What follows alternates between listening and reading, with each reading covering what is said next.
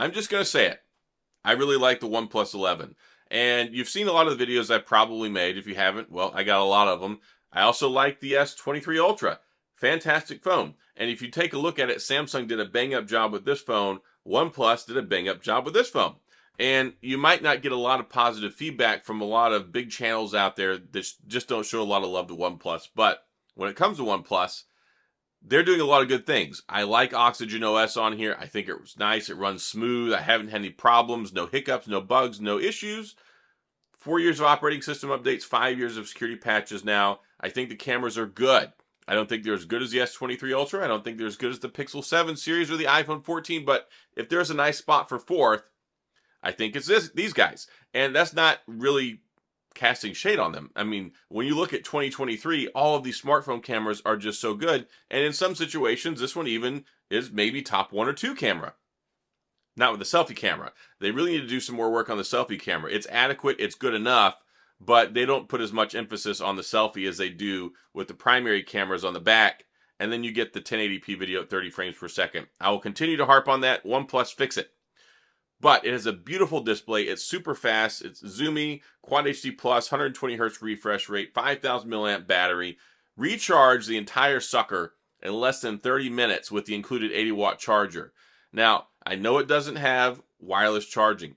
I don't have any heartburn over that. At $699 as a flagship phone, it should have it. So I don't want to give them a big hall pass for it, but I never use wireless charging, and the fact that you can get more than half a charge in 15 minutes, that just speaks volumes for the capabilities you can get. And if you don't have to keep putting your phone down on the wireless charger, you can charge it on your lunch break for 15 minutes. It's going to get you through the rest of the day, and it's going to get you there anyway.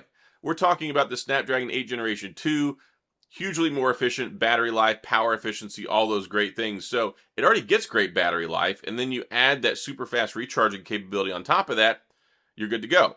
And I believe it has IP64 dust and water resistance. The dust is on par with the IP68, the 6 being the dust on the front. It doesn't have the 8 for the water resistance. So you basically get splash resistance. I'm okay with that. I wish that it had IP68 to make other people happy, but for me, I've never thrown my phone in any pools, toilets, lakes, hot tubs, or other bodies of water that's going to ruin my phone. And you shouldn't take your expensive phone in those environments. Be careful with them. But it does have kind of a latent certification already. Here's the thing. The OnePlus 7 Pro didn't have IP68, but they demonstrated that it was just as high a quality and on par. They just don't pay for the US certification. So there's more than meets the eye when it comes to the water certification on these. It just doesn't have the official IP rating. So I don't lose a lot of sleep over that, but those are really, I wanted to get the criticisms out up front. No IP68, no wireless charging, and then the selfie camera. Everything else, top notch. It has good speakers, it has good battery life. I like the form factor on it. This aramid fiber case that OnePlus makes is probably the best case you can get for this phone. There's not a lot of accessories on Amazon, so you're probably better off with the cases from OnePlus, which I think are about $30. But here's the thing.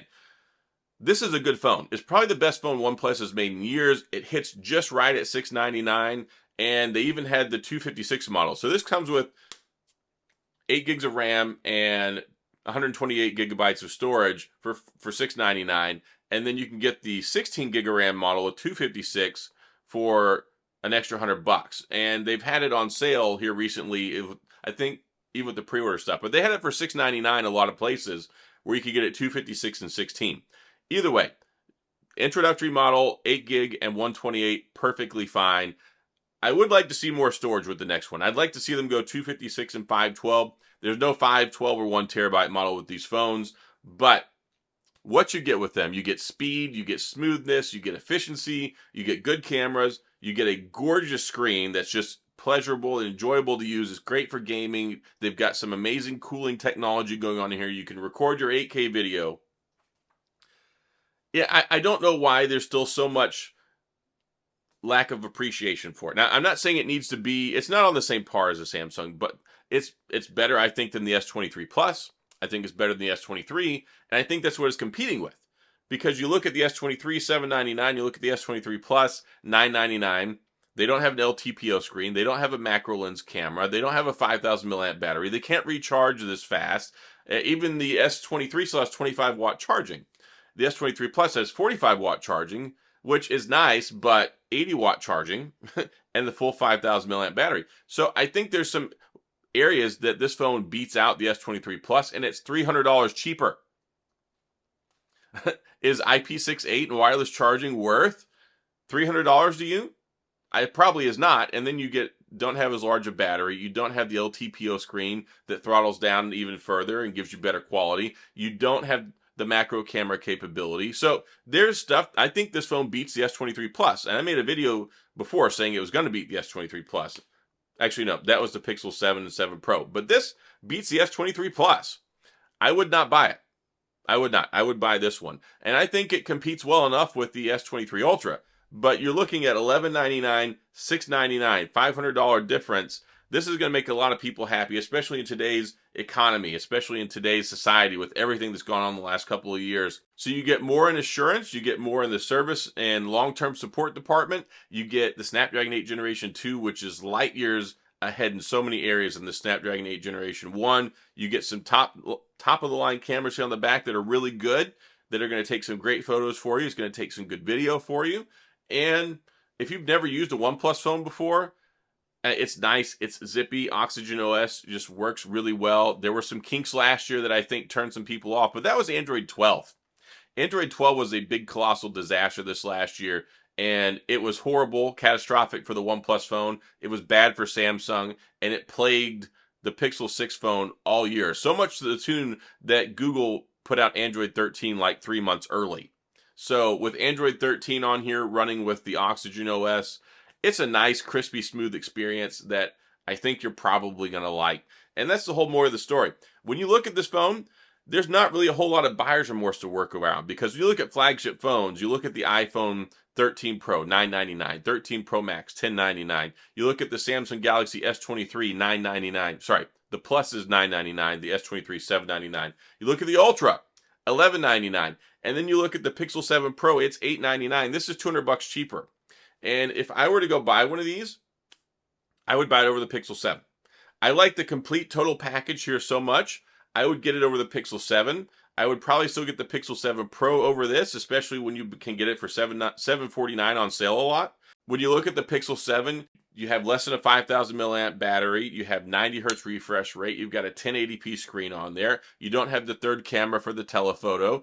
So you don't get the macro lens. You don't get the better reach out and touch people with the zoom. So there are some things there that I think are lesser than this phone. And this phone also has a Snapdragon 8 Generation 2, which I think a lot of people hold in higher regard than the Google Tensor 2, which the Tensor 2 is fine. It's a good chip. There's a lot of great stuff there people don't understand, especially when it comes to AI, machine learning, the way that it does so much stuff on board that it doesn't have to send off for processing off-site. That's some cool things. But the Snapdragon 8 Generation 2, from a pure horsepower perspective and what it's able to do, is just a real joy to use. So there's a lot of stuff here that I would take for $100 extra over the Pixel 7. And then when you look and get into like the photo suite and things like that, I think a lot of people really will lean more towards the Google Pixel 7 Pro. But I mean, this is still $200 cheaper MSRP than the Pixel 7 Pro, and it's $500 cheaper than the S23 Ultra, which makes me happy from a cost and a value performance and benefits that you get out of it. I think OnePlus hit it just right. They did a great job with this phone, and I think it's not going to get a lot of fanfare. There's no parade for it, and of course, you probably don't need those things. But at the end of the day, it's a great phone to consider that I think really brings a lot of value to a lot of folks who might not have looked at it previously, and it should be on people's radar. It wasn't on mine originally until I got it, but this one I think really is a special phone, and more special than anything OnePlus has made in quite a while. So that's all I got in this video. Just wanted to talk about it again and let you guys know I like it a lot, and I think if you're interested in picking one up, it's a great competitive phone that really comes in at a great price for 2023. So again, that's all I got. If you have any questions or comments, please go down in the comment section. I'll get back with you. If you enjoyed the video, please hit the like and the subscribe button and the little notification bell if you want updates when new videos come out. And as always, thanks for being here. I appreciate you watching, and I'll see you guys next time.